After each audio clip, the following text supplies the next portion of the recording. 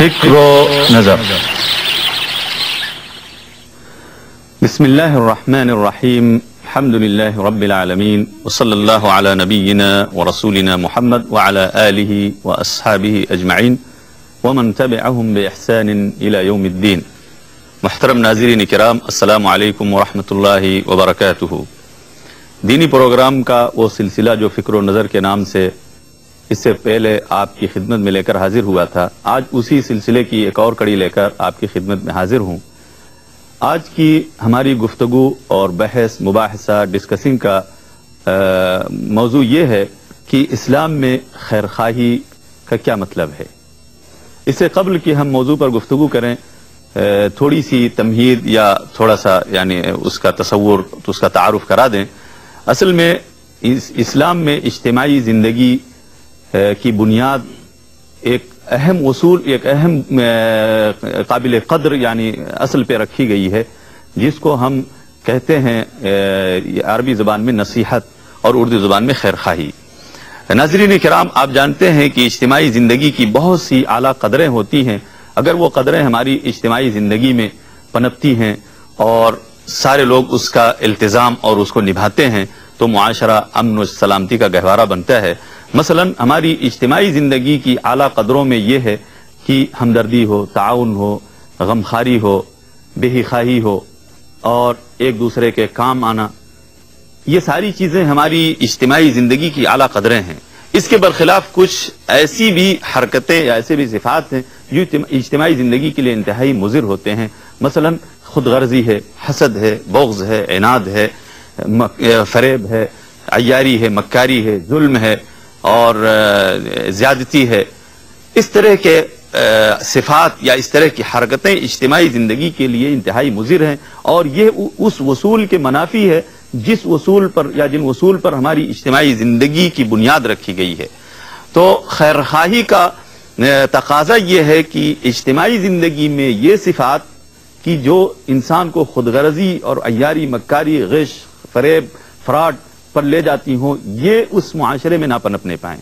اس لیے نبی کریم صلی اللہ علیہ وسلم نے ہماری زندگی کی، اجتماعی زندگی کی خاص پہچان یہ بتائی ہے کہ جس کو ان لفظوں میں آپ نے بیان کیا کہ واللہ لا یؤمن احدکم حتی یحب لأخیہ ما یحب لنفسہ. یعنی اجتماعی زندگی کی ہماری یہ پہچان ہے کہ انسان اس وقت تک مومن نہیں ہو سکتا جب تک کہ اپنے بھائی کے لیے وہی کچھ نہ چاہے جو اپنے لیے چاہتا ہے. گویا اس طرح، اور یہ ہر انسان کی خواہش ہوتی ہے کہ لوگ اس کے ساتھ جب معاملہ کریں تو اس کے ساتھ فراڈ نہ کریں، عیاری نہ کریں، مکاری نہ کریں، یا لوگ اس کی عزت، اس کی آبرو، اس کی دولت، اس کے جسم پر، اس کے دین پر، اس کے عقیدے پر اور اس کے مذہبی مقدسات پر، ان ساری چیزوں پر کوئی غلط نظر نہ ڈالے یا اس کے خلاف کوئی حرکت نہ کرے. یہ سب کے اندر اپنے ایک جذبات ہوتے ہیں اس طرح کے. بعینہ ہی یہی جذبہ ہر انسان کو دوسرے کے تئیں رکھنا چاہیے. اسی کا نام ہے ایمانی زندگی کی، اجتماعی زندگی کی بنیاد، جس کو ہم خیر خواہی کہتے ہیں. اور نبی کریم صلی اللہ علیہ وسلم نے ان لفظوں میں بیان کیا کہ مومن بھی نہیں ہو سکتا ہے انسان جب تک یہ نہ تصور رکھے کہ وہ اپنے تئیں جو جذبہ رکھتا ہے دوسروں کے تئیں بھی وہی جذبہ رکھے. تو بہرحال یہ خیر خواہی کا مختصر سا تعارف ہے کہ انسان دوسرے کے لیے بھلا چاہے جس طرح وہ چاہتا ہے کہ لوگ اس کے لیے بھلا چاہیں. اس چیز کو نبی کریم صلی اللہ علیہ وسلم نے پورے دین کا نچوڑ بیان کیا ہے. کہا پورا دین اسی خیر خواہی کے اندر موجود ہے. ایک حدیث میں آپ فرماتے ہیں کہ الدین النصیحہ. قلنا لمن یا رسول اللہ؟ قالوا قال للہ ولکتابہ ولرسولہ ولأئمۃ المسلمین وعامتہم. آپ نے کہا کہ دین نام ہے سراپا خیر خواہی کا، دین نام ہے سراپا بھلا چاہنے کا. لوگوں نے پوچھا کہ اللہ کے رسول کس کے لیے یہ بھلا چاہا جائے؟ آپ نے کہا اللہ کے لیے، اللہ کی کتاب کے لیے، اللہ کے رسول کے لیے اور عام مسلمانوں کے لیے اور ائمہ اور حکام کے لیے. تو یہ نبی کریم صلی اللہ علیہ وسلم نے پورے دین کا خلاصہ کہا. پورا دین اسی خیر خواہی کے اندر ہے اور 3 مرتبہ تاکیداً کہا. اس خیر خواہی کی مزید وضاحت ہم اپنے مہمانوں کے ساتھ کریں گے. یہ وہی مہمان ہیں جو ہماری خدمت میں اس سے پہلے آ چکے ہیں، اس لیے کسی تعارف کے محتاج نہیں ہیں. تو ہم یہ چاہیں گے کہ ہمارے مہمان جناب شہاب اللہ صاحب جو ہمارے بائیں طرف بیٹھے ہوئے ہیں، ان سے یہ چاہیں گے کہ نہایت اختصار کے ساتھ ہمیں یہ بتائیں کہ اللہ اور اس کے رسول سے خیر خواہی کا کیا مطلب ہوتا ہے؟ جناب شاہ اللہ.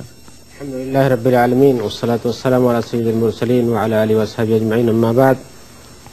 ناظرین کرام، الدین والنصیحہ، الدین والنصیحہ، الدین والنصیحہ، یہ اللہ کے رسول صلی اللہ علیہ وسلم کا ارشاد گرامی ہے، جس کو آپ نے 3 بار کہا تاکہ سننے والوں کو یہ اندازہ ہو سکے کہ یہ بہت ہی اہم بات بتائی جا رہی ہے.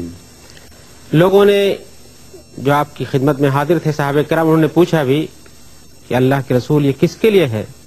تو آپ نے فرمایا کہ اللہ کے لیے خیر خواہی، اللہ کی کتاب کے لیے، اللہ کے رسول کے لیے، اور مسلمانوں کے عمراء و حکام کے لیے اور عام مسلمانوں کے لیے. یہ حدیث جس میں اتنی اہم بات بتائی گئی ہے، علماء نے اس کو جوامع الکلم میں شمار کیا ہے کہ یعنی مختصر سے الفاظ میں اللہ کے رسول صلی اللہ علیہ وسلم نے بہت ساری باتیں اس کے اندر اکٹھا کر دی ہیں، جیسا کہ مولانا نے ابھی آپ کو وضاحتاً بتایا ہے. اسی لیے علامہ ابو نعیم الاصفہانی نے کہا کہ یہ حدیث بہت ہی عظیم الشان حدیث ہے، بلکہ محمد ابن اسلم الطوسی نے کہا کہ اس حدیث پر دین کا 1/4 حصہ مبنی ہے. اور امام ابو داؤد، جن کی کتاب سنن ابو داؤد ہے، مشہور کتاب ہے، انہوں نے بتایا ہے کہ دین کا فقہ اور دین کی معلومات 5 حدیثوں پر قائم ہے. ان میں سے ایک حدیث یہ بھی ہے، الدین والنصیحہ، الدین والنصیحہ. اس حدیث کے اندر رسول اللہ صلی اللہ علیہ وسلم نے بتایا ہے کہ اللہ سے خیر خواہی چاہنا چاہیے، اور اس کا کیا مفہوم ہے یہ میں آپ کو بتانا چاہتا ہوں. آپ یہ جانتے ہوں گے کہ اللہ تعالی حقیقتاً ہماری خیر خواہی کا محتاج تو نہیں ہے، وہ مستغنی ہے، بے نیاز ہے، اور ہماری جانب سے کسی خیر خواہی کی اس کو ضرورت نہیں، جیسا کہ ہم خیر خواہی کا ایک مفہوم جانتے ہیں. لیکن نصح کا لفظ جو عربی زبان کا ہے، جس میں مکمل بھلا چاہنا، جیسا کہ مولانا نے بتایا، اور یہ بھلا چاہنا ہماری طرف سے جو کچھ اللہ سے متعلق ہے، حقیقتاً اس کا فائدہ ہم ہی کو پہنچتا ہے.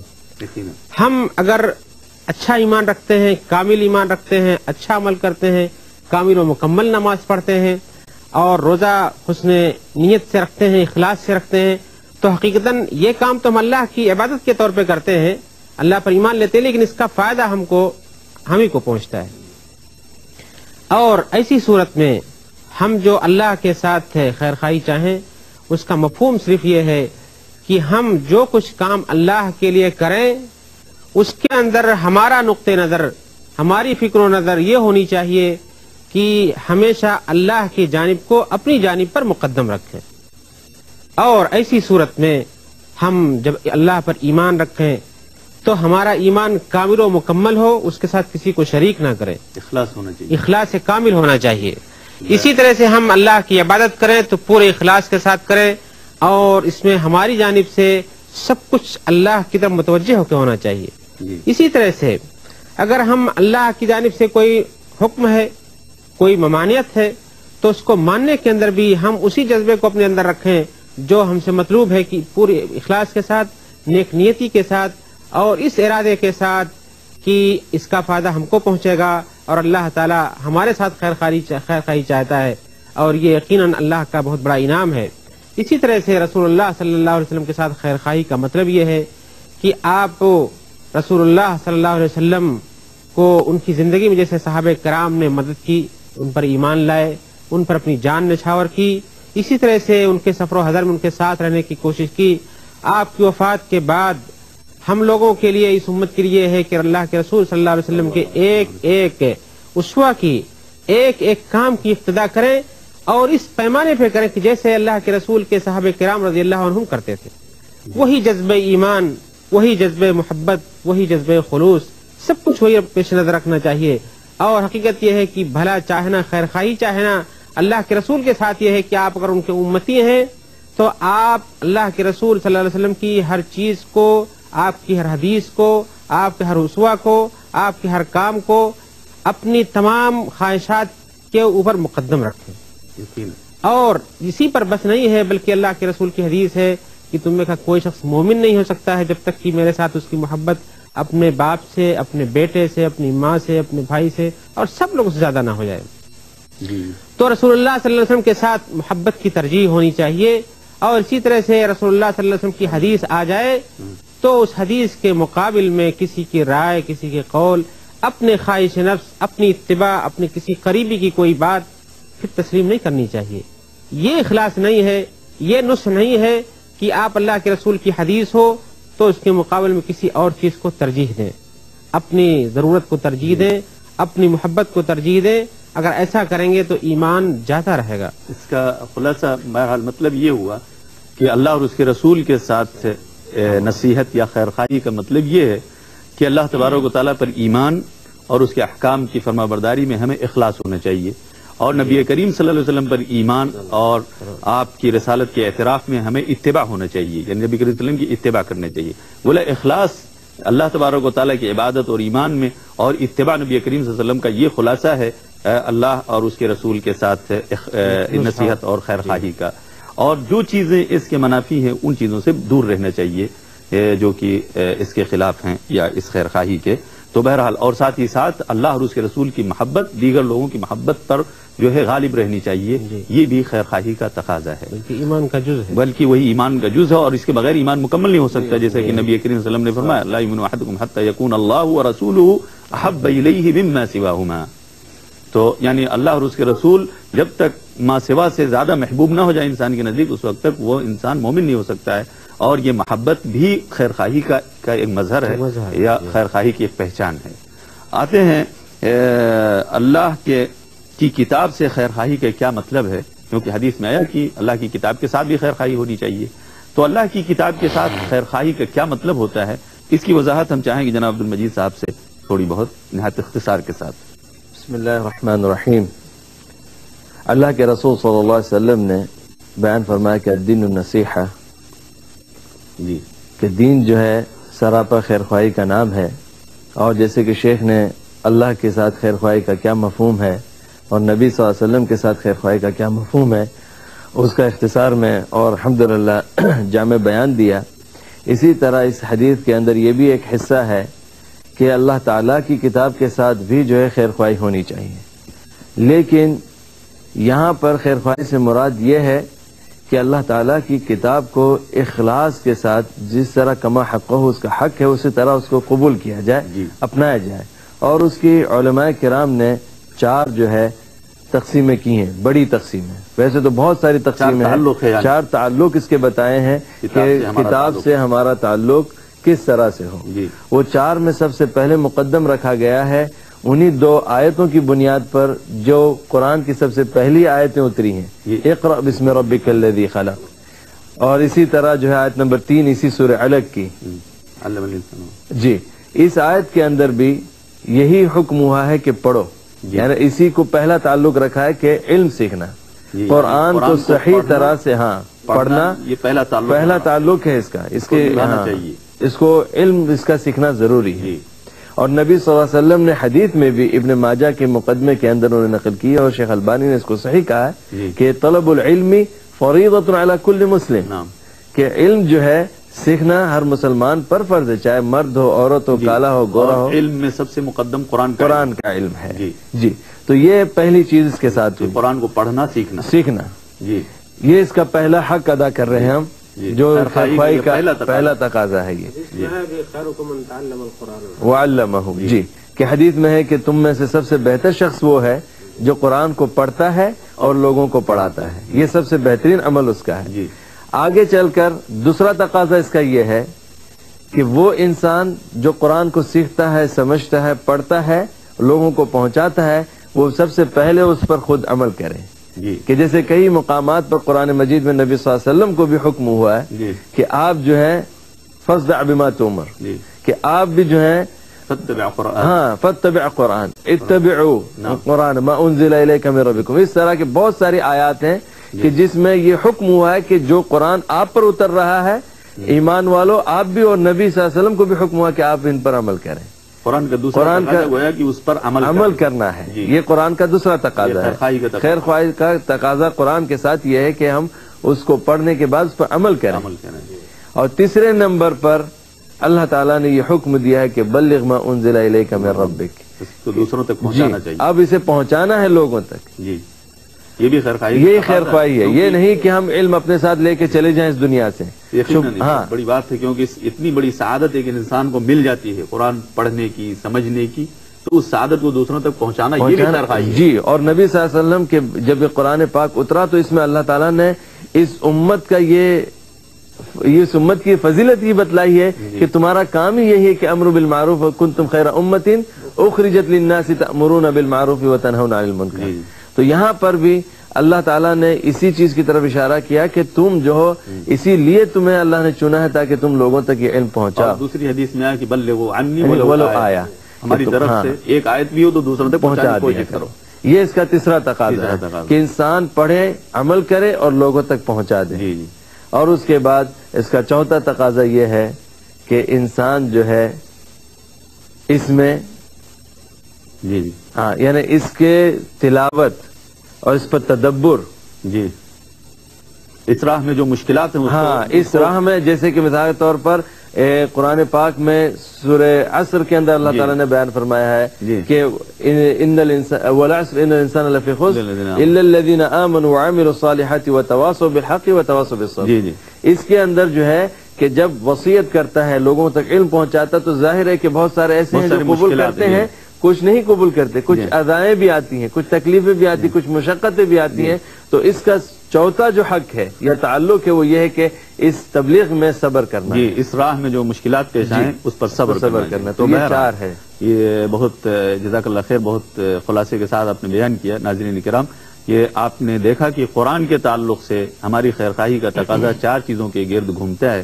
اس کو پڑھنا، اس کو سیکھنا، یعنی پڑھنا سیکھنا، اس کو سمجھنا، اور پھر اس کو اپنی زندگی پر نافذ کرنا، عمل کرنا خود، اور دوسروں کو اس کی طرف دعوت دینا، اور پھر اس راہ میں جو مشکلات، جو دشواریاں ہیں، ان دشواریوں کو جھیلنا. یہ سب قرآن کریم سے خیرخواہی کا تقاضا ہے. آگے آتے ہیں آپ. ظاہر ہے کہ خیرخواہی یہ ہے، اگر یہ ساری چیزیں جو ہم نے ذکر کی، اللہ اور اس کے رسول سے، کتاب سے خیرخواہی ہے، تو یہاں پر کچھ چیزیں ایسی ہوتی ہیں جو خیرخواہی کے منافی ہوتی ہیں. اس خیرخواہی کے منافی کون کون سی چیزیں ہیں، اس کو ہمیں جاننا چاہیے، کیونکہ بہت سارے لوگ نہ جانتے ہوئے قرآن سے عقیدت رکھتے ہیں، اللہ تبارک و تعالیٰ سے عقیدت رکھتے ہیں، اللہ کے رسول سے عقیدت رکھتے ہیں، لیکن ساتھ ہی ساتھ کچھ ایسی حرکتیں کر جاتے ہیں جس سے کہ یہ عقیدت مجروح ہو جاتی ہے، اور وہ خیرخواہی جو ہے وہ بدخواہی میں تبدیل ہو جاتی ہے. اس لیے اس کی بھی وضاحت چاہیں جناب شہاب اللہ صاحب سے بہت اختصار کے ساتھ. یہ بات واضح ہے کہ جہاں شر ہے، خیر ہے، وہاں شر بھی پایا جاتا ہے. جی اور یہ مشہور بات نقل کی جاتی ہے کہ جو شخص شر نہیں جانے گا، بری چیز نہیں جانے گا، اس میں گر بھی پڑے گا. جی صحیح بات. اس لیے اس خیرخواہی کے منافی کیا چیز ہے وہ بھی جاننا ضروری ہے. جی ہم نے آپ کو بتایا اس سے پہلے کہ اللہ اور اللہ کے رسول اور قرآن کے ساتھ خیرخواہی، قرآن کے ساتھ خیرخواہی کے بارے میں اپنے مولانا عبدالمجید صاحب سے سنا. تو اس کے منافی چیزیں بھی یہ ہیں کہ جیسے اللہ کے ساتھ ایمان لانا خیرخواہی ہے، حسن ایمان، ایسے ہی شرک کرنا منافی ہے، جی نواقض میں سے ہے. جی اللہ کی کتاب کی اتباع کرنا، نہ ہونا، جی اخلاص نہ ہونا، اللہ کی کتاب کو پڑھنا، اس پر عمل کرنا، اس راہ میں مشکلات کو جھیلنا. اگر اس کے برخلاف کوئی آدمی نہیں پڑھتا ہے، نہیں تدبر کرتا ہے، یا پڑھتا ہے اور عمل نہیں کرتا ہے، یا اس راستے میں کوئی مشکلات آتی ہے اس پر صبر نہیں کرتا ہے، تو یہ اس کے منافی ہے، خیرخواہی کے منافی ہے. اسی طرح سے اس راہ میں اگر خرچ کی ضرورت پڑے تو بھی کرنا چاہیے، کے پاس استطاعت ہو تو اس کو خرچ بھی کرنا چاہیے تبلیغ دین میں یا تبلیغ قرآن میں. تو اس مشروع میں، اس کاروبار میں یا اس طرح کی تحریک میں اس کو حصہ لینا چاہیے.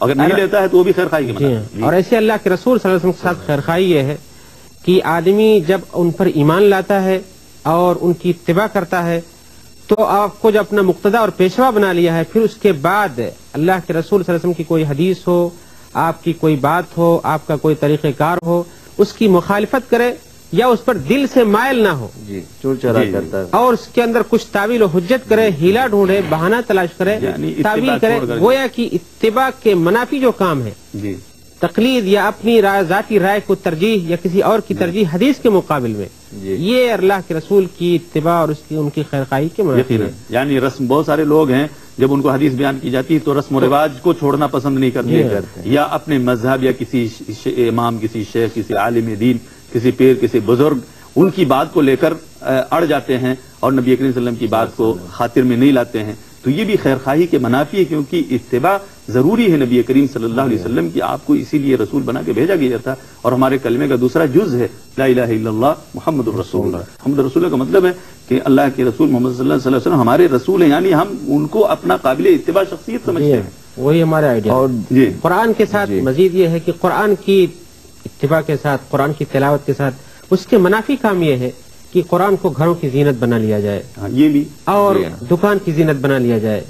اس کی تلاوت ہو، کان اس سے بالکل بے تعلق ہو، دماغ اس سے دور بہت ہو، سارے لوگ ڈیکوریشن کے طور پر اور قرآن لگا کر کے جو ہے یہ اس کے منافی ہے. مشغول رہتے ہیں اپنے دوسرے کام میں، اور تلاوت لگا دیتے ہیں وہ کسی اور مقصد سے، یعنی صرف آواز خوشنمائی کے لیے. تو یہ بھی خیر خواہی کے خلاف ہے، کیونکہ قرآن میں فَإِذَا قُرِئَ الْقُرْآنُ فَاسْتَمِعُوا لَهُ وَأَنصِتُوا لَعَلَّكُمْ تُرْحَمُونَ. لعلکم ترحمون. قرآن پڑھا جائے تو غور سے اس کو سننا چاہیے، اس پر کان دھرنا چاہیے، یہ واجب ہے. جی اور قرآن لگا کر کے آدمی اپنے دنیاوی کام میں مصروف رہے یا دوسری چیز کرتا رہے، یہ بھی یہ بھی اس کے منافی. اسی طرح سے اس کا تعویذ بنا لینا، جی نجس جگہوں پر لے جانا، ہاں اس کا غلط استعمال کرنا، جی اور ایسی جگہوں پہ پہنچا دینا جو اس کے منافی ہے، جو اس کے احترام کے، اس کے دنیا تقدس کے کے خلاف ہے، تحریف کرتے ہیں تو لوگ. یہ بھی اس کے منافی ہے، یہ بھی اس کے نواقض میں سے ہے. اس پر یہ بھی بھی کافی دھیان اور توجہ دینے کی ضرورت ہے. جبکہ اس زمانے میں قرآن کا استعمال جیسا اس کا مقصد تھا، جو اس کے نزول کی غرض و غایت تھی، اور اس کے ساتھ نصح و خیر خواہی کا جو تقاضا تھا، اس سے لوگ بہت دور ہو کر کے اس کو ان طریقوں پہ استعمال کرتے ہیں جو قرآن کے نزول کے مقصد کے خلاف ہے. یہاں پر یہ بات آپ نے یہ بھی ذکر کیا، احترام، یعنی قرآن ظاہر ہے اللہ تبارک و تعالیٰ کا کلام ہے، جی بہت مقدس ہے. جیسے آپ کے اسماء اور صفات کے اندر تقدس پایا جاتا ہے، اسی طرح اللہ تبارک و تعالیٰ کے اس کلام کے اندر تقدس اور پاکی ہے.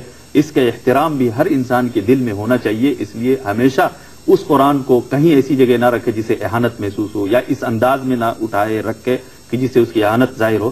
نہایت احترام کے ساتھ اس کو اٹھانا چاہیے، احترام کے ساتھ پڑھنا چاہیے، احترام کے ساتھ غور کرنا چاہیے.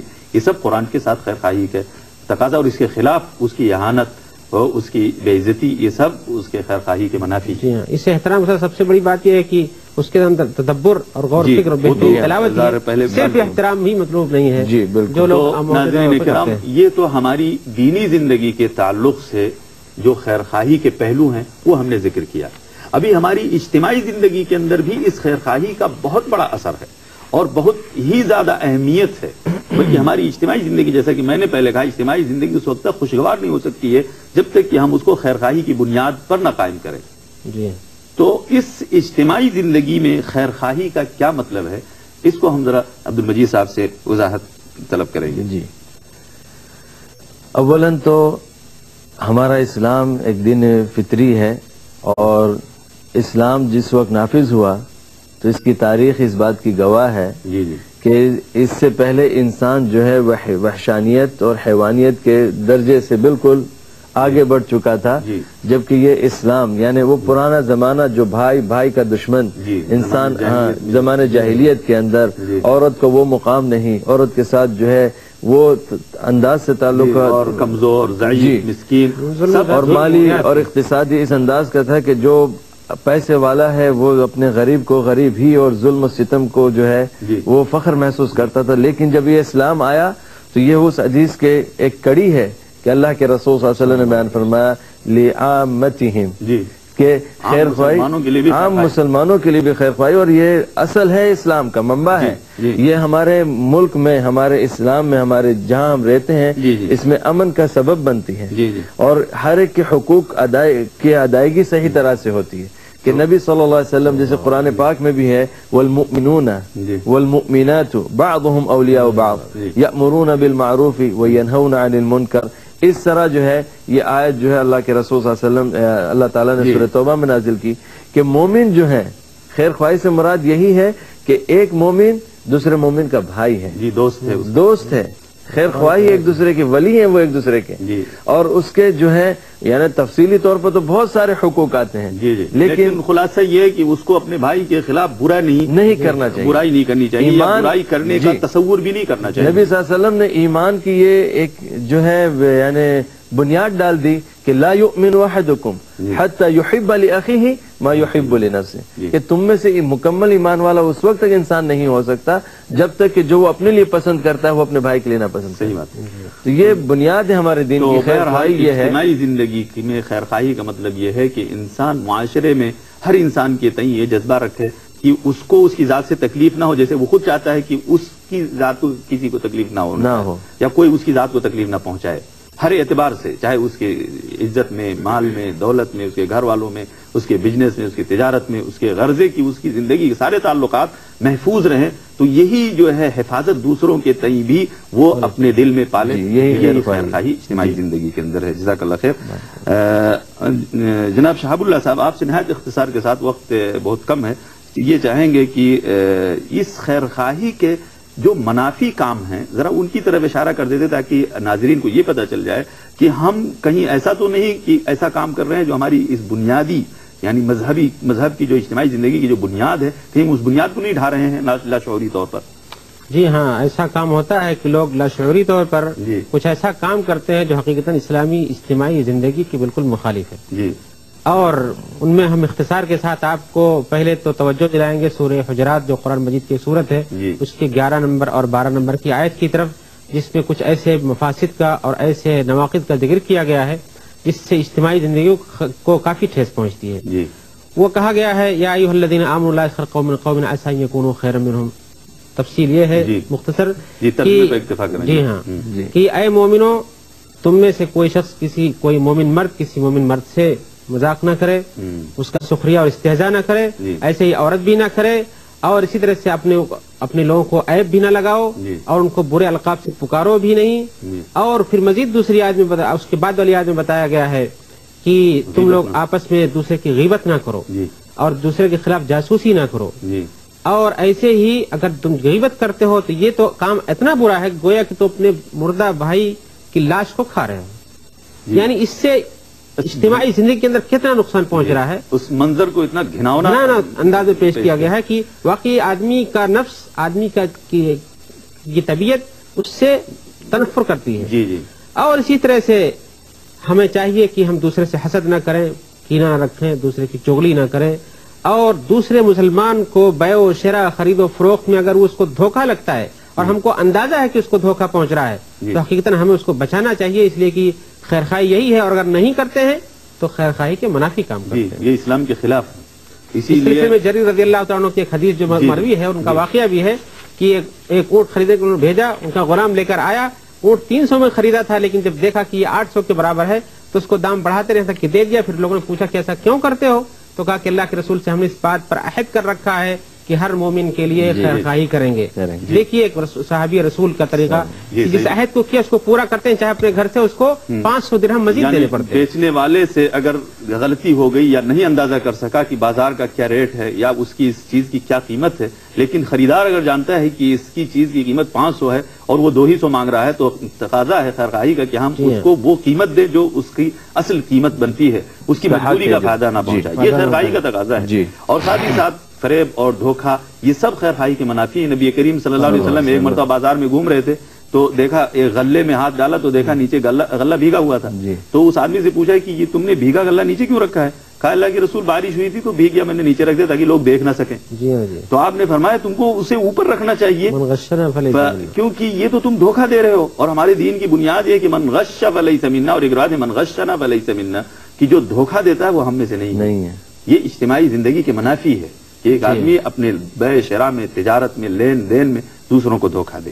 یقیناً اسی طرح سے ناظرین کرام, اجتماعی زندگی کے جو منافی حرکتیں ہیں اس میں سے یہ بھی ہے کہ انسان کسی پر ظلم کرے, کسی پر زیادتی کرے, اور کسی کی عزت, کسی کا مال, کسی کی آبرو پر غلط نگاہ ڈالے. یہ بھی خیر خواہی کے منافی ہے.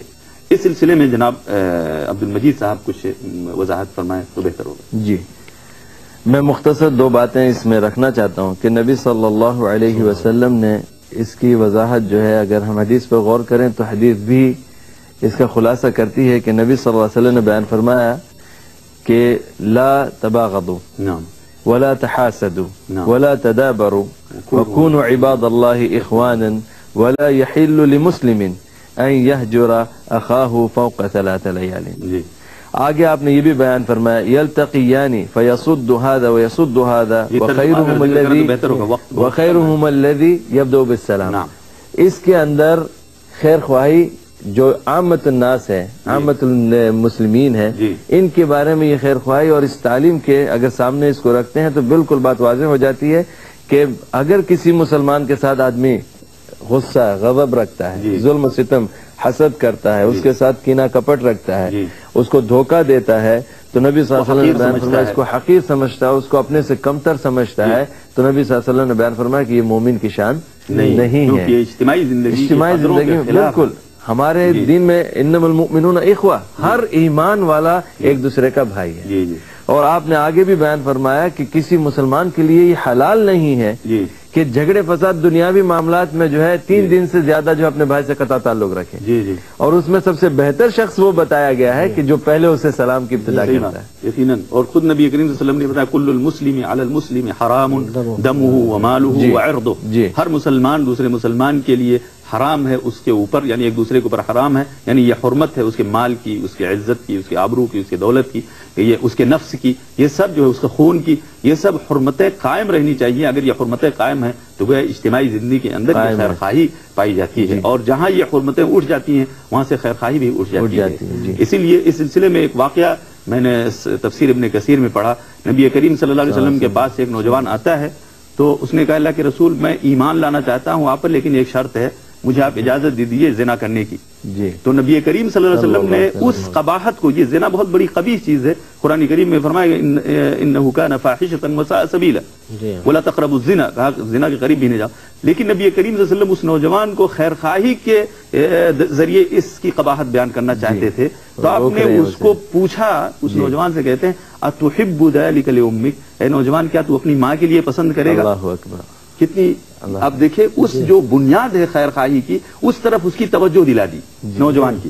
کہا کہ تم اپنی ماں کے لیے پسند کرو گے تو ظاہر ہے کوئی انسان نہیں پسند کرے گا. اس نے کہا، وہ بھڑک گیا، حدیث میں آتا ہے کہ وہ بھڑک کر کے اس نے کہا لا یا رسول اللہ، یہ نہیں ہو سکتا اللہ کے رسول. نبی کریم صلی اللہ علیہ وسلم نے فرمایا وَلَلنَّاسُ يُحِبُّونَ ذَلِكَ لِأُمَّهَاتِهِمْ، دوسرے لوگ بھی تو اپنی ماؤں کے لیے یہ چیز نہیں پسند کرتے ہیں، پھر تم کیسے زنا کی اجازت طلب کرتے ہو؟ کہا تم اپنی ماں کی. پھر اس کے بعد اور بھی رشتوں کا تذکرہ کیا، اپنی ماں کے لیے، اپنی بہن کے لیے، اپنی پھوپھی کے لیے، اپنے دوسرے یعنی جو قریبی حساس رشتے ہوتے ہیں انسان کے، جن سے جذباتی لگاؤ ہوتا ہے، ان سب کو ذکر کیا. تو نبی کریم صلی اللہ علیہ وسلم نے، وہ انسان فوراً ٹھنڈا پڑ گیا. یقیناً یہی ہے بنیادی، یعنی خیر خواہی کی بنیاد جو ہے دین میں ہمارے، اس کی طرف اس کی توجہ جو ہے وہ فوراً ٹھنڈا ہو گیا. تو یہ ہے ناظرین کرام، یعنی عام مسلمانوں سے خیر خواہی کا مطلب کہ انسان جو ہے وہ دوسروں کے تئیں وہی سمجھے یا وہی جذبہ رکھے جو اپنے تئیں رکھتا ہے، یعنی یہ چاہتا ہے کہ اپنے تئیں لوگ اس کے لوگوں کے دلوں کے اندر جذبہ یہ ہو. تو اگر وہ چاہتا ہے اس کی عزت محفوظ رہے تو دوسروں کی عزت محفوظ رکھنے کے لیے وہ اس کے اندر جذبہ ہونا چاہیے. کیوں دوسرے کو نقصان پہنچاؤ، کیوں دوسروں کی عزت پہ غلط نگاہ ڈالے. تو اور آپ نے تو اس سلسلے میں حجۃ الوداع کے خطبے میں جو آخری آپ کا اتنے بڑے اجتماع میں خاص تاکید فرمائی آپ نے. کلکم من آدم وآدم من تراب لا فضل لعربی علی عجمی الا بالتقوی. کہا یہ تو سب کا، اور نقصان سب کا، ایک دوسرے کا نقصان، یعنی ایک مسلمان کے گھر میں جو تکلیف پہنچتی وہ دوسرے کی کل، یعنی المسلم علی المسلم او کل المسلم کمثل الجسد الواحد اذا اشتكى منه عضو تداعى له سائر الجسد بالسهر والحمى، یعنی سارے مسلمان ایک جسم کے مانند ہیں. اس کا مطلب ہے کہ اگر اس کو تکلیف ہوئی تو ہمیں بھی تکلیف ہوئی، اس کو تکلیف ہوئی تو علامہ اقبال نے کہا کہ منفعت ایک ہے اس قوم کی، نقصان بھی ایک ہی، سب کا نبی، دین بھی، ایمان بھی ایک، تو سب کا منفعت ایک ہے، سب کا نقصان بھی ایک. اگر ایک مسلمان کو کوئی تکلیف پہنچی، سارے مسلمان کو اس کا درد محسوس کرنا چاہیے. یہ ہے اس لیے اجتماعی زندگی میں خیر خواہی کی بڑی اہمیت ہے. بہرحال وقت بہت کم ہے، ایک بہت اہم موضوع رہ گیا ہے اس حدیث کا آخری ٹکڑا، وہ یہ ہے کہ ائمۃ المسلمین، یعنی عام مسلمانوں کے بعد ائمہ اور حکام سے بھی خیر خواہی یہ ضروری ہے ہمارے دین کے اندر. اور چونکہ ہمارا معاشرہ اجتماعی زندگی کے اندر ایک حکومت، ایک سلطنت، ایک حاکم اور یعنی فرما روا یہ ضروری ہے، ایک ضرورت ہے ہماری، اس کے ساتھ بھی خیر خواہی ہونی چاہیے کیونکہ وہ ہماری زندگی کا ایک لازمی جز ہے. بالکل. اس لیے اس کے ساتھ خیر خواہی کا کیا مطلب ہے، اس سلسلے میں میں جناب شہاب اللہ سے عرض کروں گا کہ وہ ذرا بیان کر دیں نہایت اختصار کے ساتھ. ائمہ و حکام کے ساتھ خیر خواہی کا مفہوم یہ ہے، اختصار ہی بتایا جا رہا ہے جی جی جی کہ ان کی اطاعت کی جائے. اس لیے کہ ان کی اطاعت میں اللہ اور اللہ کے رسول کی اطاعت ہے جب تک وہ معصیت کا حکم نہ دیں. جی اسی طرح سے زکوٰۃ ان تک پہنچائی جائے، جی ان کے لیے صلاح و فلاح کی دعائیں کی جائیں، یقین اور اسی طرح سے قوم و ملک کے لیے جو کام مفید ہوں ان کا مشورہ دیا جائے، اور قوم و ملک کے لیے جو کام ضرر رساں ہوں ان سے ان کو آگاہ کیا جائے، جی اور یہ آگاہی بھی انفرادی حیثیت سے اور رفق و لین کے ساتھ ہونا چاہیے۔ جی بالکل۔ مزید یہ ہے کہ ان کے عدل و انصاف کی تعریف و تشہیر کی جائے، جی جی اس لیے کہ اس سے قوم ملک کے اندر استحکام پیدا ہوتا اور ہے، تعاون کیا جائے، اور جی سر۔ اچھے کاموں کے اندر ان کا تعاون کیا جائے اور برے کاموں کو روکنے کے لیے ان کا تعاون کیا جائے۔ جی جی اس لیے کہ تعاون دونوں طرح سے ہونا چاہیے، جی۔ ایک طرفہ تعاون ہی نہیں، یا صرف عدل و انصاف کی تشہیر کے ساتھ فساد میں ان کا تعاون نہ کیا جائے کہ جس چیز کو روکنا چاہتے اس میں تعاون نہ کیا، یہ بھی نقصان دہ ہے۔ جی اسی طرح سے ان کے خلاف خروج نہ کیا جائے اگر ان کی طرف سے کچھ ظلم و جور بھی محسوس ہو، جیسا کہ حدیث میں اس کی صراحت موجود ہے، جی تو ایسا بھی نہیں کرنا چاہیے، اس لیے کہ اس یعنی کے ان کے پیچھے خلاف بغاوت نہ کیا جائے، ہاں اس کے قانون پیچھے کی جو خلاف نقصان ورزی نہ ہے کی قوم ملک جائے۔ کا وہ بہت بڑا ہے، جی۔ اور ہمیشہ اس چیز کی رعایت کی جاتی ہے جس میں منفعت کم ہو اور منفعت زیادہ ہو، جی۔ مضرت کم ہو، جی۔ تو ایسا کرنے میں منفعت کم ہو جاتی ہے اور مضرت بڑھ جاتی ہے، جبکہ اس کا خیال رکھنا چاہیے۔ جی۔ تو یہ سب ہیں وہ امور اس سلسلے جن میں ایک تعاون آدھ حدیث ضروری ہے۔ اگر آپ کو یاد ہے تو ذرا اس سلسلے میں اللہ کے رسول صلی اللہ علیہ وسلم کی ایک حدیث ہے کہ آپ نے لوگوں کو نصیحت کی اور بڑی زبردست نصیحت کی، لوگوں کے آنسو بہ پڑے، دلوں کے اندر رقت طاری ہو گئی، روکٹے کھڑے ہو گئے، اس حدیث کے شروع میں یہ چیز بیان کی گئی۔ جی۔ پھر لوگوں نے کہا کہ اللہ کے رسول آپ تو ایسی بات کہہ رہے ہیں جیسے کہ لگتا ہے ہم کو رخصت کر کے جانے والے ہیں، جی۔ تو کچھ وصیت کر دیجئے، کچھ آخری بات بتا دیجئے۔ جی۔ آپ نے اس موقع پر جب لوگوں نے آخری وصیت اور بات طلب کی تو آپ نے کہا اوصیکم بتقوی اللہ عز وجل، میں اللہ سے تقوی کی وصیت کرتا ہوں۔ جی۔ یہ تقوی کی وصیت اخروی فلاح کے لیے، آخرت کی فلاح و کامیابی کے لیے سب سے بڑا ضامن چیز ہے۔ جی، یقیناً۔ دوسری چیز آپ نے بتائی علیکم بالسمع والطاعۃ وان تأمر علیکم عبد، اور تمہارے اوپر ایسے ہی اگرچہ کوئی غلام ہی حاکم ہو جائے تو اس کی بھی اطاعت اور اس کے بعد کے ماننے کی ضرورت ہے، جی۔ اور یہ دنیاوی صلاح و فلاح کی ضامن چیز ہے۔ یہ ضروری یعنی ہے۔ آپ نے دو ٹکڑے میں، ایک میں اخروی صلاح علیکم بالتقوی اور دوسرے میں دنیاوی صلاح علیکم بالسمع والطاعۃ جی جی۔ کے اندر آپ نے اختصار یہ دونوں بھلائیاں سمیٹ کر رکھ دی ہیں، جی جی اور یہ حدیث متفق علیہ ہے۔ یقیناً۔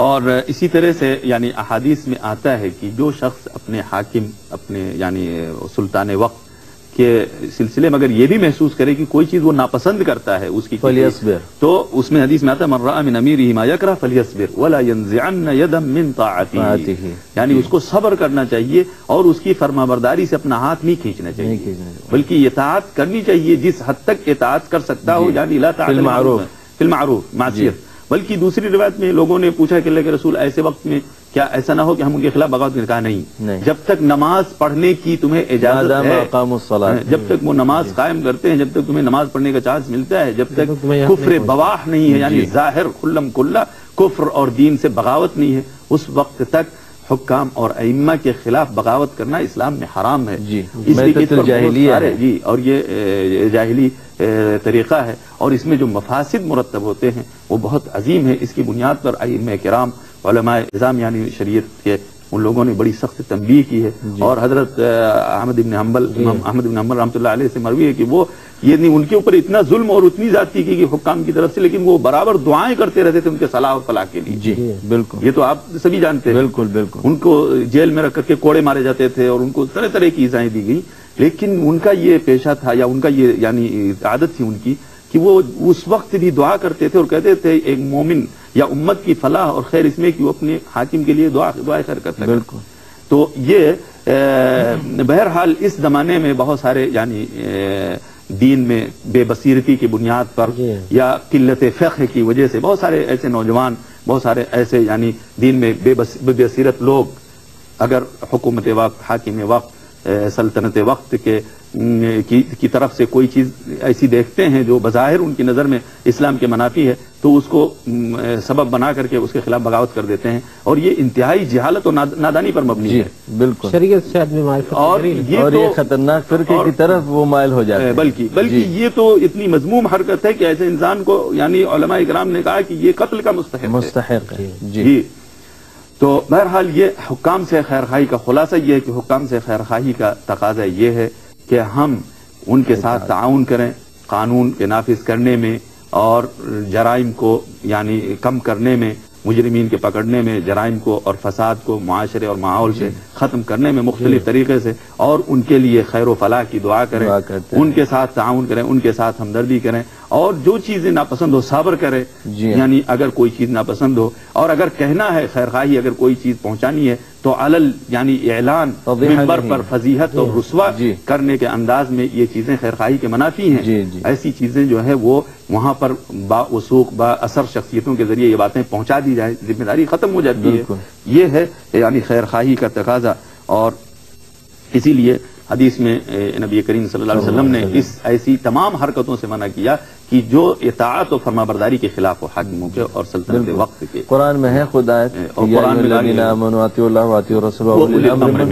یعنی اللہ کی اطاعت کرو، اللہ کے رسول کی اطاعت کرو، اور اولی الامر سے مراد یہی ہے حکام اور سلاطین ہے، اور اس میں ائمہ بھی ہیں، تو سب وہ لوگ جن کے ہاتھ میں یعنی حکومت ہے، ان کے ہاتھ میں اوامر کا وہ ہے، ان سب کی اطاعت کرنی چاہیے۔ اس اطاعت کا یہی اس کا یعنی یہ ہے خیر خواہی، یہ اطاعت رسول بھی ہے، اور رسول صلی اللہ علیہ وسلم نے کہا من اطاع امیری فقد اطاعنی ومن عصى امیری فقد عصانی۔ جی، اور حدیث میں آتا ہے کہ جب مسلمانوں کا معاملہ ایک امیر پہ مجتمع ہو، یعنی اکٹھے ہوں سارے، اور پھر کوئی آ کر کے اختلاف پیدا کرنا چاہے تو اس کو قتل کر دو۔ جی ہاں بالکل، اس کو تم باغی سمجھو، تو یہ خیر خواہی کا تقاضا ہے۔ تو بہرحال ناظرین کرام، ہماری گفتگو خیر خواہی کے تعلق سے بہت لمبی بھی ہو گئی، لیکن انشاءاللہ مفید بھی رہی ہوگی۔ ہمیں امید ہے کہ ہم نے جو کچھ اپنے مہمانوں کے ساتھ آپ کے سامنے پیش کیا اس میں ہمارا بھی فائدہ ہے اور آپ کا بھی فائدہ ہے۔ اللہ تبارک و تعالی ہمیں دین میں خیر خواہی کا جو مفہوم ہے اس کو سمجھنے اور اس کو اپنی اجتماعی زندگی میں، اپنی ایمانی زندگی میں، اپنی دینی زندگی میں اور اپنی اخلاقی زندگی میں اور اپنے سیاسی زندگی میں بھی اس کو نبھانے کی توفیق عطا فرمائے، اور ہمارے معاشرے کی بنیاد خیر خواہی پر رکھنے کی توفیق دے۔ وآخر دعوانا ان الحمدللہ رب العالمین، والسلام علیکم ورحمۃ اللہ وبرکاتہ۔ اور آخر میں پھر ہم اپنے مہمانوں کا شکریہ ادا کرتے ہیں کہ جنہوں نے ہمارے ساتھ اس پروگرام کو آپ تک پہنچانے میں تعاون کیا ہے۔ وآخر دعوانا ان الحمدللہ رب العالمین۔